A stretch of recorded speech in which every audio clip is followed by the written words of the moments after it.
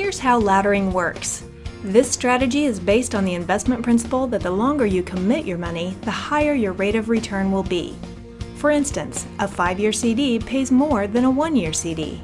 A 10-year surrender annuity pays more than a 5-year. But you don't want to tie up all your money for a long period in case you need that money. Or maybe interest rates rise and you could get a better return elsewhere. Laddering is a strategy where you split your money between, for instance, 5- and 10-year surrender period annuities. This allows you to earn the higher rate for the longer periods with the 10-year annuity, but still get the benefit of liquidity beginning in year 5. This money could be used as income or reinvested again at a higher rate.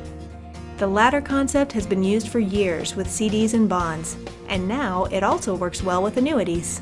These are complex issues and terms change regularly.